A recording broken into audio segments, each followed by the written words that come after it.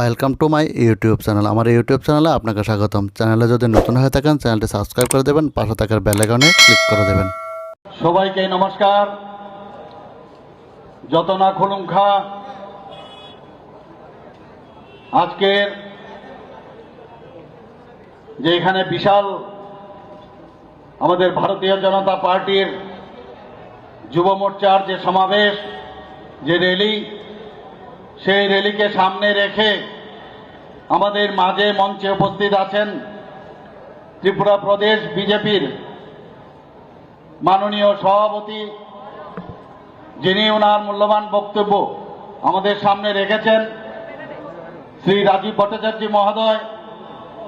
এবং আমাদের সামনে একটু আগে যিনি ওনার জ্বালাময়ী ভাষণ, এবং আমরা আগেও ওনার এই ভাষণ আমরা শুনেছি, সেই ভাষণ আমাদের সামনে উনি রেখেছেন আমাদের পশ্চিম আসনের লোকসভার যিনি মনোনীত প্রার্থী এবং আমাদের ত্রিপুরার প্রাক্তন মুখ্যমন্ত্রী এবং রাজ্যসভার সদস্য,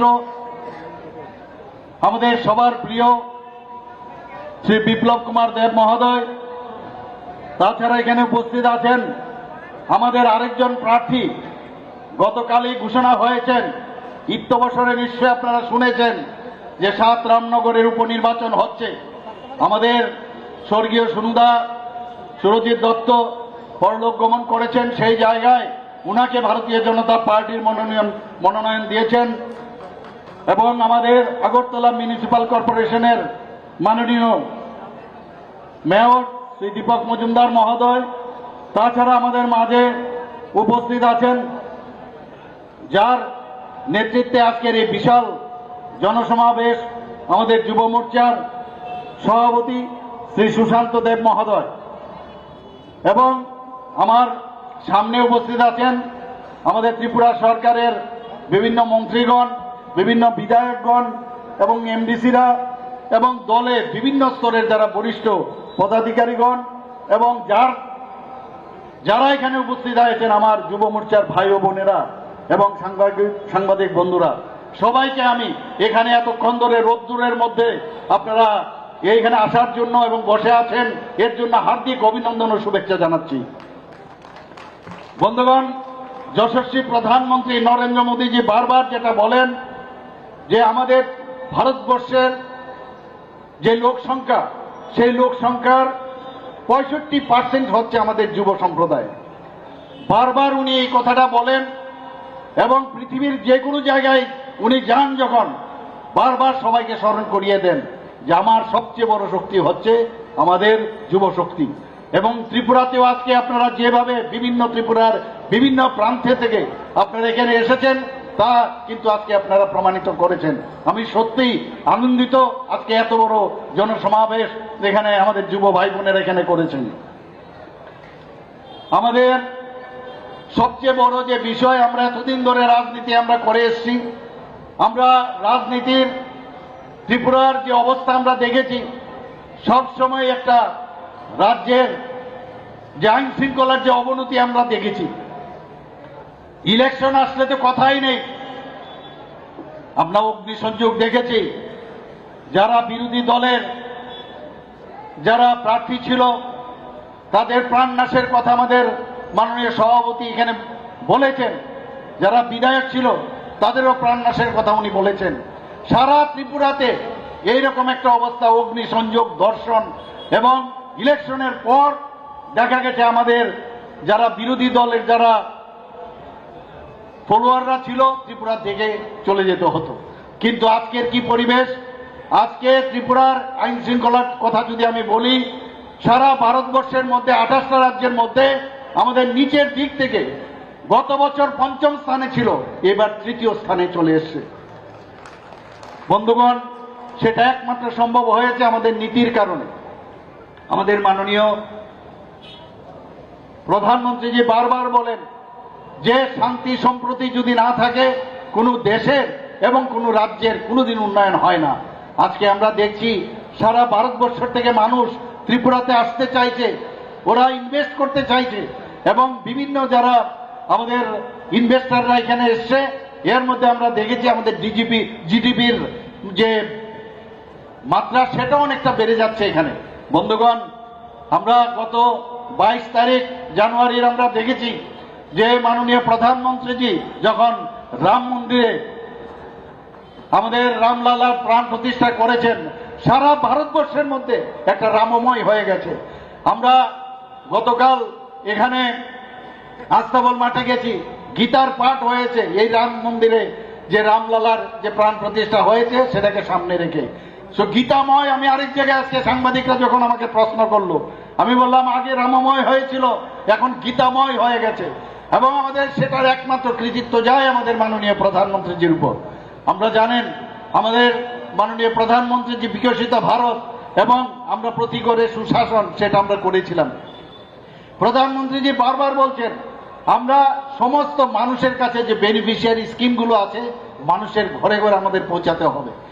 বিকশিত ভারত সংকল্প যাত্রা শুরু হয়েছে এবং আমাদের ত্রিপুরাতে মাননীয় প্রধানমন্ত্রীজি যে গ্যারান্টির গাড়ি এখানে পাঠিয়েছেন, সমস্ত ঘরে ঘরে, সমস্ত ডিসি থেকে আরম্ভ করে, জিপি থেকে আরম্ভ করে, মিউনিসিপ্যালিটি থেকে আরম্ভ করে, নগর পঞ্চায়েত, সমস্ত জায়গায় সেই এলসিডির গাড়ি আপনারা দেখেছেন গেছে। এবং সেখানে কেন গেছেন উনি বলছেন যে অনেক জায়গার মধ্যে অনেকে জানে না যে কিভাবে বেনিফিশিয়ারি স্কিমগুলো তার লাভ অবস্থানে লাভগুলো নেবে, তার জন্য তাদেরকে সচেতন করা। এই যে মাননীয় প্রধানমন্ত্রীর যে ইচ্ছা, সেই কাজটা আমরা দেখেছি। আপনারা দেখেছেন আমরা প্রধানমন্ত্রীজির 2022-এ ওনার 17 সেপ্টেম্বর ওনার জন্মদিনে আমরা প্রতি ঘরে সুশাসন শুরু করেছিলাম। সেখানেও একই আছে, প্রতিটা ঘরে ঘরে আমরা গেছি, সেখানে গিয়ে মানুষের কাছে আমরা পৌঁছে দিয়েছি যে মৌলিক যে সুযোগ সুবিধাগুলো সেইগুলো পৌঁছে দেওয়ার জন্য আমরা কাজ করেছি। আপনারা 2023-এ আপনারা দেখেছেন ত্রিপুরার ইতিহাসে এত সুন্দরভাবে নির্বাচন কোনো দিন ত্রিপুরার ইতিহাসে হয়নি।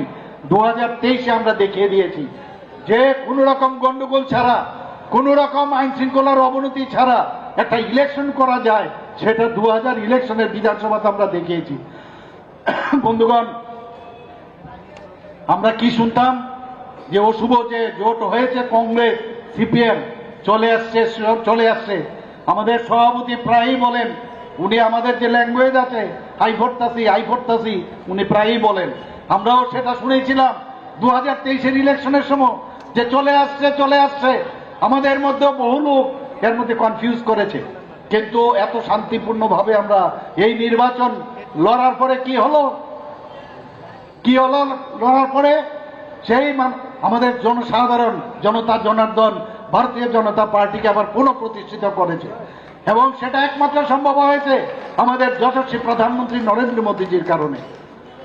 বন্ধুগণ, আপনারা এর মধ্যে আমাদের পরবর্তী সময়ে যখন আমাদের উপনির্বাচন হয় ধনপুর এবং আমাদের বক্সনগরে, সেখানেও আমরা জানি বক্সনগর জায়গায় সেখানে সব সময় আমরা দেখেছি এই কমিউনিস্টদের একটা ঘর ছিল সেখানে, কিন্তু সেখানে আমরা কি করলাম, সেখানে আমাদের মাইনরিটি সম্প্রদায়ের যারা ওখানে লোক সংখ্যা সবচেয়ে বেশি ছিল, অনেকে বলেছেন সেখানে আমরা জিতবো না, কিন্তু প্রধানমন্ত্রী নরেন্দ্র মোদীজির সবকা সাথ সবকা বিকাশ আর বিশ্বাস এই মন্ত্র নিয়ে যখন আমরা ওনাদের কাছে গেলাম, সেখানে 30,000-এরও ভোটে আমরা কিন্তু সেখানে জয়লাভ করলাম। শুধু তাই নয়, ওনাদের জামানত জব্দ করে দিয়েছে আমরা। যেখানে আমরা আমাদের আরেকটা কেন্দ্রে ধনপুরে গত ইলেকশনে আমরা মাত্র 3,500 ভোটে জিতেছি, সেখানে উপনির্বাচনে আমরা 18,000 ভোটে জিতেছি। এবং সেটা কি করে সম্ভব হলো? কারণ আমাদের যে নীতি, আমরা সবাই মানুষকে নিয়ে চলতে চাই, আমরা মারপিটে বিশ্বাস করি না। তো এতদিন ধরে কংগ্রেস এবং সিপিএম এর এদের যে চিন্তাধারা যে সব সময় একটা ঘোলা জল করো আর সেই ঘোলা জলের মধ্যে মাছ ধরার যে নীতি, সেটা এতদিন ধরে চলে আসছিল। আমার দুঃখ হয়, খুবই দুঃখ হয় যে এটাও দেখে যেতে হয়েছে।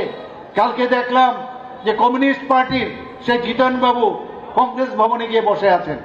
এর আগে সিপিএম এর বন্ধুগণ গিয়ে কংগ্রেসের বন্ধুগণ গিয়ে সিপিএম এর অফিসে গিয়ে বসে আছে। সত্যি দুঃখ লাগে, এই জিনিসটা আমাদের দেখতে হয়েছে।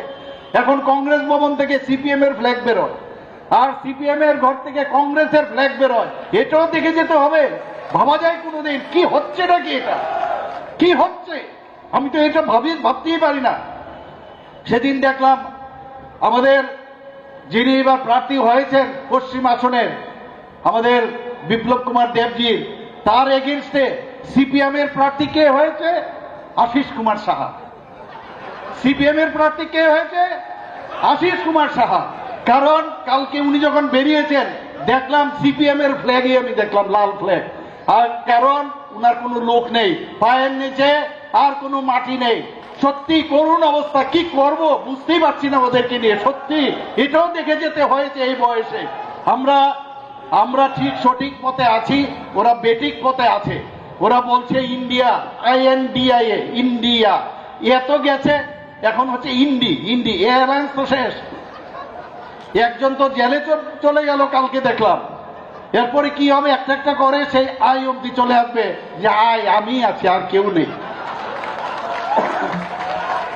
আমার তো মনে হচ্ছে ওই যে শোলের যে একটা, আপনার জানি না এখানে আমার সব যুব ভাইয়েরা আছেন, ওনারা দেখেছেন কিনা শোলে যে সিনেমাটা, আসরানি বলছিল যে ওর কাছে খবর গেছে পিস্তল আ চুকা হ্যায়। এই খবর পেয়ে ও সমস্ত তার যে সেই জেলের সমস্ত সন্ত্রীরা নিয়ে চলে গেছে, বলছে হল্ট, আধা ডাইনে আধা বায়ে और বাকি মেরা সাথ হাও। তো পিছে তাকিয়ে দেখে আর ওর সাথে আর কেউ নেই। তো এদের অবস্থাটা হয়েছে এইরকম। এখন ওরা মাঝখানে বলছে যে তিপ্রা মথার সাথে আমরা কেন অ্যালায়েন্স করলাম। তোমরা যখন তিপ্রা মথার সাথে বসে বসে কত রকম গল্প, কত হাসি, হট্ট হাসি, কি মজা করে কথাবার্তা আমরা দেখতাম ওদের সেই, আর দেরি না করে সাথে সাথে সোশ্যাল মিডিয়ার মধ্যে ফটো দিত, এইবার দেখিয়ে দেব কিভাবে ইলেকশন হবে। কিন্তু ওই যে গোবর শিয়ালের গল্পটা, আঙ্গুর ফল টক, সেটা হয়েছে। এখন মাথাকে বকাবকি করছে ওরা। তো এই তো হচ্ছে এদের রাজনীতি। যখন যেটা সম্ভব, যেটা হয় তবেই ভালো, না হলে খারাপ। এই রাজনীতির ঊর্ধ্বে উঠে ভারতীয় জনতা পার্টি সঠিক পথে চলছে। আমাদের সাথে IPFT ছিল আগে, এখন আমাদের সাথে চলে এসছে তিপ্রামতা। বুঝে গেছে যে আমাদের যশস্বী প্রধানমন্ত্রী নরেন্দ্র মোদী ছাড়া এই দেশ কেউ সামনের দিকে এগিয়ে নিয়ে যেতে পারবে না।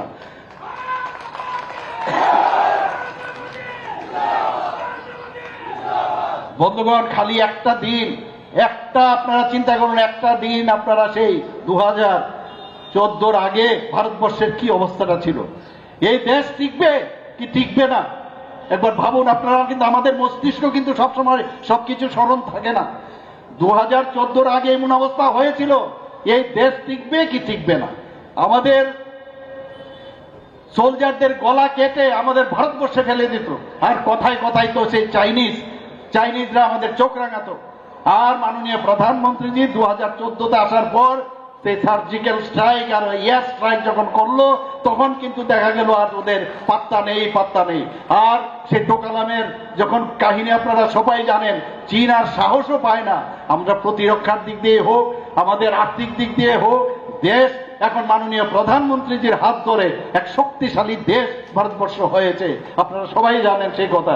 আমাদের মাননীয় প্রধানমন্ত্রীজি আমাদের বলছেন যে ভাই, পলিটিক্স করার জন্য বেশি পলিটিক্স করতে হয় না। আমরা সিপিএম এর ভাইদের আগে দেখতাম সে কুচা ধারী আর একটা ব্যাগ ঝুলিয়ে আঁকতো। আমরা অত না জানি কি জানে, কি তাত্ত্বিক বিষয় জানে, আসলে কিচ্ছু জানে না। এখন তো সেই ব্যাগ থেকে বিড়াল বেরিয়ে এসছে। তো সেই জায়গার মধ্যে দাঁড়িয়ে প্রধানমন্ত্রীজি এখন ওদের মানে ছাই দিয়ে দিয়েছে ওদেরকে। এখন এই জায়গায় চলবে না। প্রধানমন্ত্রীজি মানেই G20। আমরা সবাই জানি G20-তে মাননীয় প্রধানমন্ত্রীজি কিভাবে দেশকে সামনের দিকে এগিয়ে নিয়ে গেছে। কেউ মাননীয় প্রধানমন্ত্রীজিকে আমরা কোনোদিন দেখিনি যে পায়ে ধরে নমস্কার করতে চায়, মিস্টার বস বলে উনাকে উল্লেখ করেন। সেই দেশের আমাদের আজকে আমরা নাগরিক। আজকে আমাদের ভারতীয় জনতা পার্টির প্রায় 18 কোটি আমাদের ভারতীয় জনতা পার্টির আমাদের মেম্বার। ভাবা যায় কোনোদিন ত্রিপুরাতে যখন আমাকে বিপ্লবজি যখন দায়িত্ব দিল যে আপনাকে এই মেম্বারশিপ ড্রাইভ নিতে হবে, প্রথমে ছিল 1,24,000। সেই জায়গায় উনি আমাকে জিজ্ঞেস করলেন কত আপনার টার্গেট। আমি বললাম 3 লাখ। বলে সম্ভব হবে? সবাই আমরা মিলে সেখানে 7.5 লাখ আমরা মেম্বার আমরা করেছি। বন্ধুগণ, আমাদের আজকের এখানে মোর্চা, আমাদের 7টা মোর্চা, খালি একটা মোর্চার এই খালি যে অবস্থা আজকে আগরতলা শহরে যেভাবে কাঁপিয়ে আপনারা এসছেন, আমি চিন্তা করছি বাকি মোর্চাগুলো যখন আসবে কি অবস্থাটা হবে, এদের দেখা যাবে কি দেখা যাবে না, খুব চিন্তিত। মুখের face is the index of mind, ওনাদেরকে দেখলে বড় কষ্ট হয়। যেটা বলা হচ্ছে যে আগামী দিন মাইক্রোস্কোপ দিয়ে ওদের খুঁজতে হবে। আমাদের মাননীয় প্রধানমন্ত্রীজি বারবার বলছেন আমরা শুধু রাজনীতি না, আমরা চাই সব মানুষের তার আর্থসামাজিক উন্নয়ন। আমাদের এখানে ত্রিপুরাতে আপনারা জানেন আমাদের 33টা বিভিন্নভাবে আমরা 33টা আমাদের নানা রকম যে স্কিম আছে তার মাধ্যমে নাম আছে, সেই নামে আমরা 33টা পদ্ধতিতে আমরা যে ভাতা দিই, সেই ভাতার প্রায় 2000 টাকা করে আমরা যেটা দিচ্ছি, প্রায় 4.1 লক্ষ লোককে দিচ্ছি। আমি যখন বাইরে যাই তখন অনেকে জিজ্ঞেস করেন, আমাদের 700 টাকা ছিল, তারপরে সেটা 1000 হয়েছে, 1000 থেকে আমরা 2000 করেছি। সেই 2000 দেওয়ার ভারতবর্ষের আর কোথাও এই ধরনের ভাতা কোথাও দেওয়া হয় না। সেটা সম্ভব হয়েছে আমাদের ভারতীয় জনতা পার্টির সরকার, আইপিএফটির সরকার, এখন মোথা একসাথে মিলে এই সরকার, সেটা আমরা সম্ভব করছি। বন্ধুগণ, আপনারা জানেন আমাদের ত্রিপুরাতে 33% আমরা মহিলাদের সংরক্ষণ করেছি। মহিলাদের কথা আমরা অনেক কুম্ভীরাস্ত্র আমরা দেখেছি, কিন্তু সত্যিকারের অর্থে আমরা 33% ভারতীয় জনতা পার্টির সরকার এসে সেটা করেছে। মাননীয় প্রধানমন্ত্রীজি বিল পাস করেছেন যে পার্লামেন্ট এবং বিধানসভার মধ্যে 33% মহিলা সংরক্ষণ থাকবে। এটা আর কে ভেবেছিল? এটা অনেক গল্প হতো, অনেকে এই ধরনের কথা বলতো, কিন্তু আসলে কাজের কাজ কিছু বলে না। কিন্তু মাননীয় প্রধানমন্ত্রীজি যখন যেটা বলেন সেটাই করেন। আমরা প্রায়শ বিভিন্ন জায়গায় যাই, আমরা বলছি কাজের নিরিখে আমরা মানুষের কাছে এসেছি। আমরা বারবার বলছি মানুষের ঘরে ঘরে যাব, সেখানে ঘরে গিয়ে তার সম্পর্ক স্থাপন করব, সম্পর্কের সাথে সমর্থন আমরা নেব, সেই হচ্ছে ভারতীয় জনতা পার্টি। আমরা সবাই জানেন যে মাননীয় প্রধানমন্ত্রীজি বারবার বলছেন যে আমাদের এই ভারতবর্ষ 5 ট্রিলিয়ন যে অবস্থা, সেই 5 ট্রিলিয়ন অর্থনৈতিক অবস্থা আমাদের দ্বারা করাতে হবে। একটা ভঙ্গুর অবস্থা ছিল, 10-12 কন্ডিশনে অবস্থা ছিল, সেখান থেকে এখন 5 আমাদের 5 ট্রিলিয়নের মধ্যে চলে এসে। তো অর্থনৈতিক অবস্থা প্রতিরক্ষার দিক দিয়ে আমাদের অনেক বেশি স্ট্রং হয়েছে। আপনারা জানেন যে আমাদের ত্রিপুরা সরকার যখন দিয়ে আমরা দিয়েছি প্রথমে 3%, ভারতীয় জনতা পার্টি যখন আসে 3% আমরা দিয়েছি। 3%-এর পরে আমরা আরো 5% দিলাম, 5%-এর পরে এখন কি দিলাম আমরা 25% আমরা দিয়েছি সরকারি কর্মচারীদের। কোনোদিন কেউ ভাবেনি। আপনারা দেখেছেন 5% আমরা যে এইবার বাড়িয়েছি, প্রায় 500 কোটি টাকার জন্য আমাদের যে বাজেট আছে তার থেকে আমাদের দিতে হবে, সাহস কেউ করেনি। মুখ্যমন্ত্রী জন আরোগ্য যোজনা, আরেকটা কথা আমি না বললে নাই হয়, প্রধানমন্ত্রী জন আরোগ্য যোজনা আমরা যখন উনি সেটা বললেন তখন সারা পৃথিবীর মধ্যে সবাই বলছিল যে প্রধানমন্ত্রী জন আরোগ্য যোজনা সেটা কি করে সম্ভব হবে। প্রতি ফ্যামিলিতে 5 লক্ষ টাকা করে দেওয়া, সেটা উনি শুরু করেছেন। কিন্তু আমরা দেখেছি ত্রিপুরাতে যারা যে ক্রাইটেরিয়া আছে, প্রায় 13 লক্ষ লোকের মধ্যে আমরা সেই আমাদের যে টার্গেট আমরা সেটা দিয়েছি, কিন্তু বাকি লোক কোথায় যাবে তার জন্য মুখ্যমন্ত্রী জন আরোগ্য যোজনা আমরা করলাম, এবং সেটাও একই যাচ্ছে 5 লক্ষ টাকা করে প্রতিটা ফ্যামিলিকে আমরা দিচ্ছি, এবং সেটাও আমরা শুরু করে দিয়েছি। আমাদের এখানে স্বাস্থ্য ব্যবস্থার যদি কথা বলি, ত্রিপুরাতে এখন স্বাস্থ্য ব্যবস্থা যে কোনো রাজ্যের তুলনায় ফার বেটার। আমি নিজে একজন ডাক্তার, আমি জানি আগে কি অবস্থা ছিল। 9টা সুপার স্পেশালিটি এখানে স্টার্ট করেছে, এখানে ডেন্টাল কলেজ আমরা করেছি, এখানে বিএসসি নার্সিং কলেজ আমরা এখানে করেছি, আরো মেডিকেল কলেজ এখানে আসছে। ওনাদেরকে আমরা বলেছি যদি প্রপারলি আপনারা আসেন তাহলে নিশ্চয়ই আমরা দেখব। এখানে আমাদের এখানে সেন্ট্রাল ইউনিভার্সিটি আছে, এমবিবি ইউনিভার্সিটি আছে, ন্যাশনাল ল ইউনিভার্সিটি আছে, ন্যাশনাল ফরেন্সিক ইউনিভার্সিটি আছে, সেন্ট্রাল সংস্কৃত ইউনিভার্সিটি আছে, টেকনো ইন্ডিয়া ইউনিভার্সিটি আছে, আরিয়াভাট্টা ইউনিভার্সিটি আছে।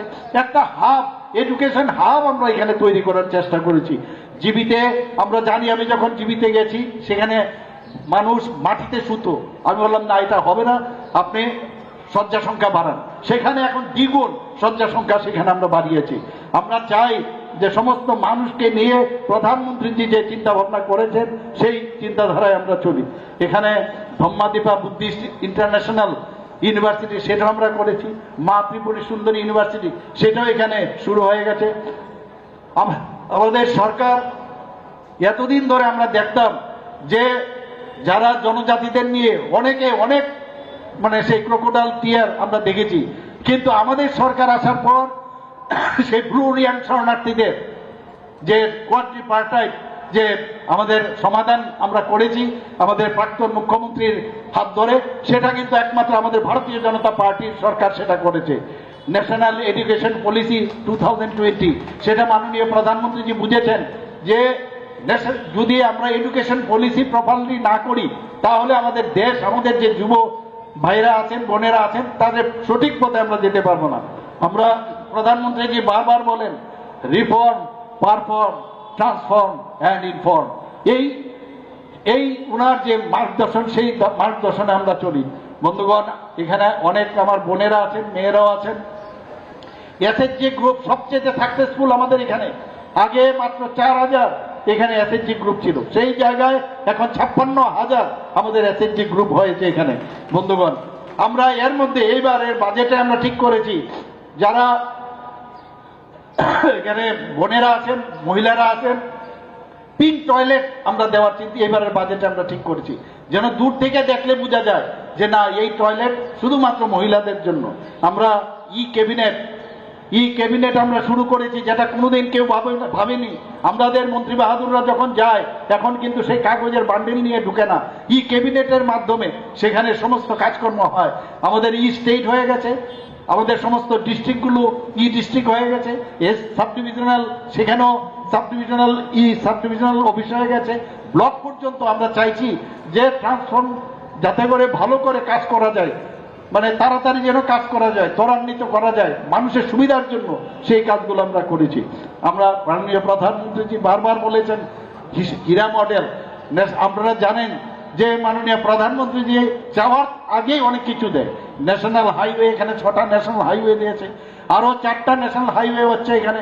আমাদের ইন্টারনেট সারা ভারতবর্ষের মধ্যে আমাদের ইন্টারনেট হচ্ছে 3rd স্ট্রংগেস্ট ইন্টারনেট। রেলওয়ে এখানে এত বিস্টাডোমে যখন আমি বসি, ভারতবর্ষে অনেক জায়গায় এই ধরনের বিস্টাডোম আমি দেখেছি, কিন্তু ত্রিপুরার মধ্যে বসে বিস্টাডোমের মতো চারিদিক দেখা যায়। এত সুন্দর ট্রেন ত্রিপুরাতে হবে ভাবতে পারিনি। বন্দে ভারত সেটাও এখানে চলে আসবে। আমি কিছুদিন আগে মালদা থেকে হাওড়াতে এসেছিলাম বন্দে ভারতে, এখানে যে ইলেকট্রিফিকেশনের কাজ তার সার্ভেও হয়ে গেছে, সেটা হয়ে গেলে এখানেও বন্দে ভারত আসবে।